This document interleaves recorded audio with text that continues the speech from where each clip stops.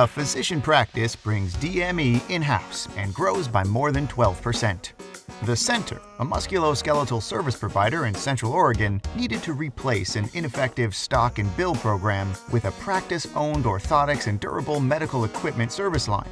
They turned to Breg Impact to help them take control of the patient experience and revenue cycle management.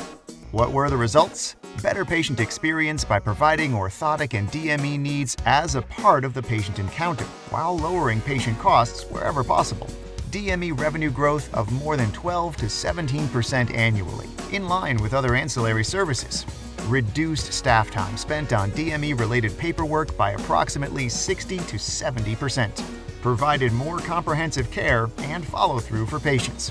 Timothy Ballum, MD, the Center Board President, put it this way: "We always try to treat patients conservatively before considering surgery. Breg's program allows us to provide everything the patient needs in the exam room at the time of their appointment. It makes our patients happy and streamlines the entire process for staff." By using Breg Impact to bring this service line in-house, it created alignment with the center's patient-centric approach of delivering healthcare by raising the level of the patient experience, along with maximizing the value proposition of a practice-owned and operated DME program.